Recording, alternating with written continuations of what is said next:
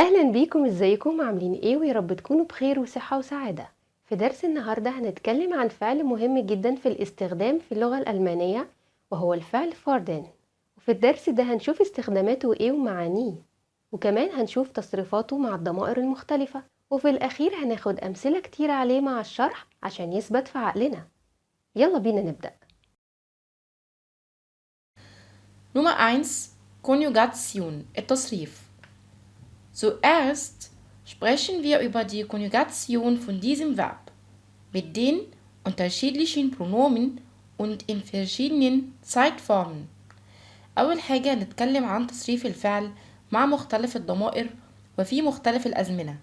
هنتكلم عن تصريفه في الثلاث أزمنة الأساسية.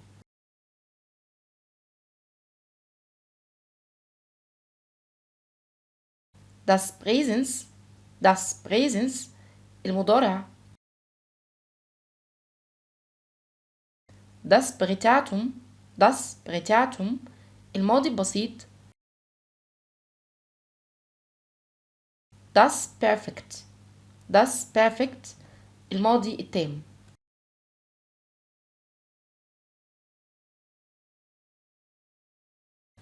دلوقتي عندنا الجدول. viele Zeitform والبرونومن. ich بمعنى أنا، du بمعنى أنت، es وزي. بمعنى هو، es اللي هي المحايد، زي بمعنى هي، والتلاتة ليهم نفس التصريف عشان كده هما مع بعض. ihr بمعنى أنتم، sie وvia und sie groß اللي هي زي بحرف كبير أو زي groß بمعنى حضرتك، wir بمعنى نحن، sie بمعنى هم. في البريزنس هنبتدي نصرف الفعل. ich fordere du fordest oder es oder sie fordert ihr fordert sie fordern وفي البيتاتم أو الماضي البسيط ich forderte du fordertest oder es oder sie forderte ihr fordertet sie oder wir oder sie forderten. طيب وفي البرفكت اللي هو الماضي التام بياخد دايما haben ده اللي هو الضمير المساعد بتاعه، لازم يجي مع haben وهو بيكون gefordert. طيب gefordert دي بتيجي دايما في آخر الجملة، والحاجة اللي بتتصرف أو بتتغير هو haben اللي هو الفعل المساعد، فبتبقى ich habe gefordert, du hast gefordert, oder es oder sie hat gefordert, ihr habt gefordert, sie oder wir oder sie haben gefordert. وكده كان تصريف الفعل في الثلاث أزمنة الأساسية ومع مختلف الضمائر.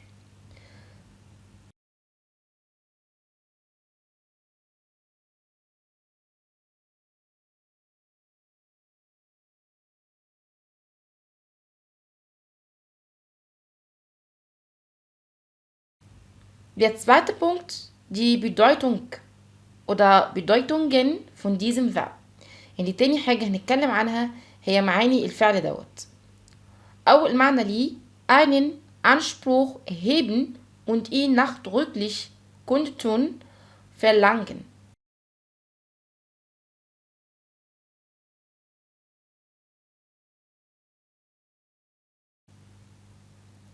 noch einmal ده التعريف بتاعه على الدودن ذات نفسه، ان هو einen Anspruch erheben يعني تقديم مطالبة، und ihn nachdrücklich kundtun يعني التعبير عنها بقوة المطالبة دي. oder verlangen يعني معنى ان هو يطلب بس فيها قوة شوية، يطلب او يطالب بحاجة.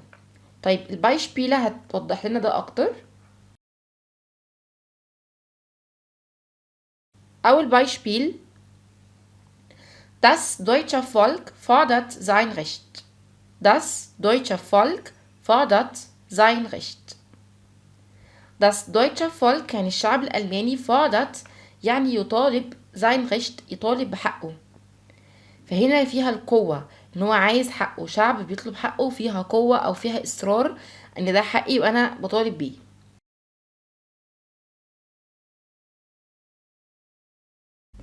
Nummer 2, das zweite Beispiel, تاني مثال.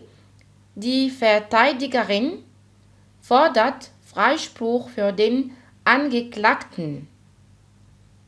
Die Verteidigerin fordert Freispruch für den Angeklagten. يعني اللي هي الفرتايديجرين دي اللي هي محامية الدفاع. fordert يعني بتطالب بالفرايشبروخ يعني البراءة für den Angeklagten يعني المتهم. هي عايزة براءة للمتهم بتطالب بيها، فده هي شايفاه طبعا حقهم او كده، فتبتدي انها تطالب. يعني هنا الطلب فيه قوة مش مجرد طلب عادي.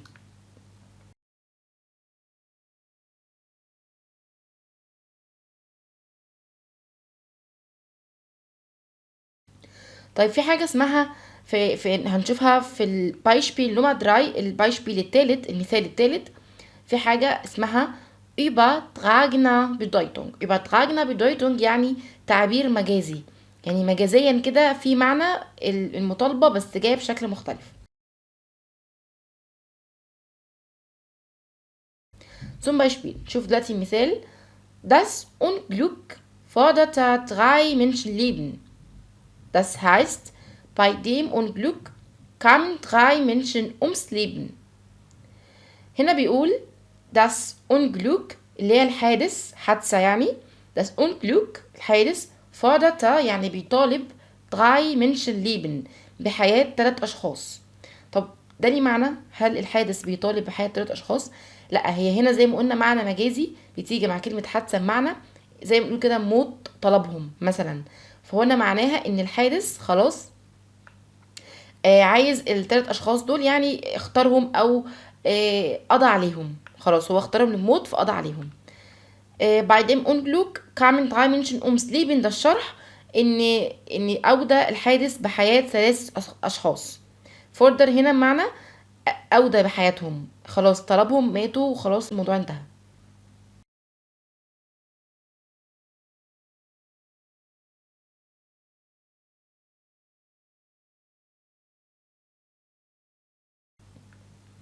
طيب تاني معنى للفعل دوت vor Gericht für etwas zu verantworten.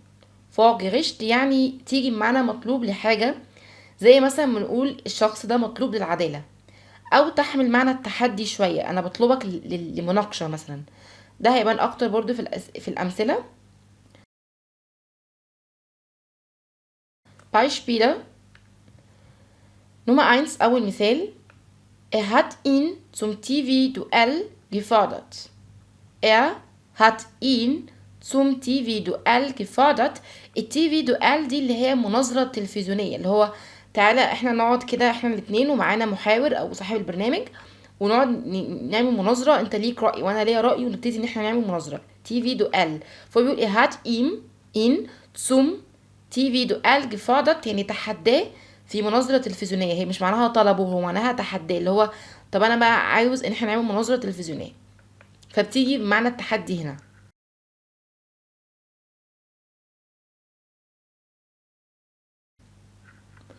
Nummer 2. Er wurde vor Gericht gefordert. Er wurde vor Gericht gefordert يعني انه مطلوب امام المحكمة. مطلوب معناها انه هو زي كده مطلوب في الاسم، مطلوب في المحكمة، يعني عايزين يحاكموه عشان حاجة. Nummer 3. Sie hat ihre Konkurrenten zu einem Vergleicheskampf gefordert. Sie hat ihre Konkurrentin يعني المنافسة بتاعتها، الشخص اللي بينافسها zu einem Vergleicheskampf gefordert لقد تحدد منافستها في مباراة. نفس فكرة التي دوال النظرة التلفزيونية، هي هنا تحددها في مباراة، جت مع الفعل فوردن، مش معنى ان هي طلبوها في مباراة، لا انا عايزاكي تعملي معايا مباراة يكون فيها تحدي، فبرضه هنا جايب معنى التحدي، فتيجي مع مباراة او مناظرة او كده.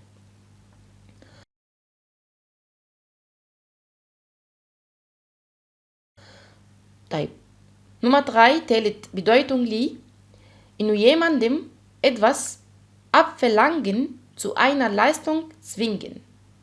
يعني حاجة تطلب أو تدفع شخص الحاجة، شيء بيدفع شخص لشيء، حاجة متطلبة مثلا للمجهود أو للوقت. Beispiele الأمثلة Nummer 1 Der Job fordert ihn sehr.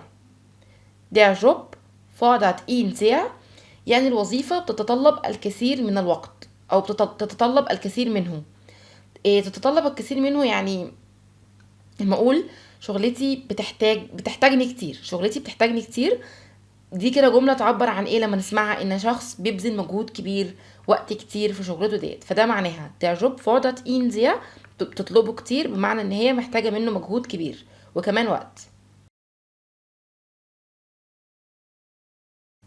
Nummer 2 تاني Beispiel Die schlauen Schüler fordern viel von dem Lehrer. Die schlauen Schüler fordern viel von dem Lehrer يعني الطلاب الأذكياء بيتطلبون الكثير من المعلم.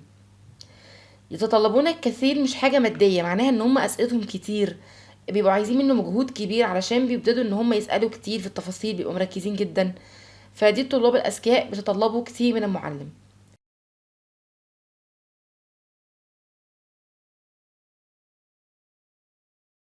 Nummer 3 Solche Herausforderung fordert viel Zeit. Solche Herausforderung fordert viel Zeit يعني مثل هذا التحدي يتطلب الكثير من الوقت. هي نفس الفكرة برضو ان حاجة بتسحب مني وقت، بتسحب مني طاقة او مجهود، بتتطلب الكثير عموما.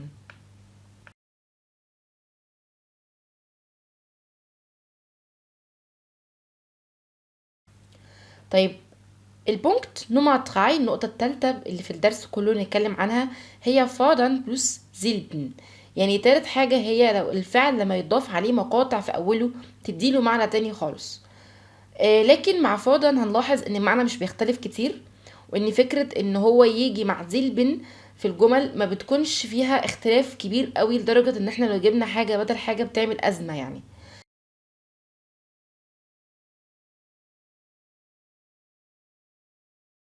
لكن اشهر حاجتين ممكن نشوفهم هو اول حاجة anfordern وهي نيشت بكانت برضو، هي مش شائعة قوي في الكلام بالاكتر في الكتابة، معناها يطلب بس بتيجي مع الورق اكتر. على سبيل المثال Nummer 1 Der Direktor fordert die Unterlagen an. Der Direktor fordert die Unterlagen an يعني مدير بيطلب الوثائق، مدير بيطالب بالورق او عايز الوثائق معينة مثلا. او Nummer 2 رقم 2 Der Kunde fordert den Katalog an. Der Kunde fordert den Katalog an يعني العميل بيطلب الكتالوج، فهي هنا جاية مع حاجة ورقية وبيطلب يشوفها دلوقتي، حاجة هيبتدي ان هو يشوفها او ينظر لها او كده.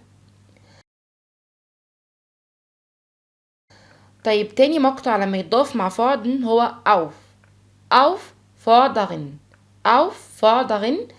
هنا هي ليها نفس معنى الفعل بدون اضافات لما قلنا كلمة يطالب، ولكن فيها معنى الالحاح او الاستمرارية في الطلب. auffordern معناها حاجة انا بلح عليها في الطلب فيها او فيها استمرارية على مدى طويل. Nummer 1 أول مثال Wiederholt wurde aufgefordert sich zu melden. Wiederholt wurde aufgefordert sich zu melden يعني طلب منه مرارا الإبلاغ، الطلب منه أكتر من مرة إن هو يبلغ. Nummer 2 تاني Beispiel Jeder Bürger ist aufgefordert seine Pflichten wahrzunehmen. Jeder Bürger ist aufgefordert seine Pflichten wahrzunehmen يعني كل مواطن مدعو لأداء واجباته. يعني ايه مدعو دي؟ يعني مطالب بأداء واجباته، كل مواطن لازم يعمل واجباته، دي حاجة طبعا فيها استمرارية على مدار عمره كله لازم يعمل واجباته. طب auffordern بتيجي كمان بمعنى طلب مهذب. zum Beispiel أول مثال Er fordert seine Freundin zum Sitzen auf. Er fordert seine Freundin zum Sitzen auf. يعني يطلب من صديقته الجلوس. Nummer 2. Er forderte die Tochter seines Chefs zum Tanzen auf.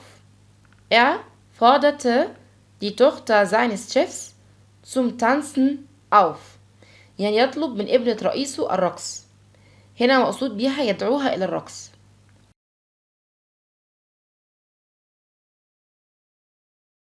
وبكده يكون درسنا انتهى.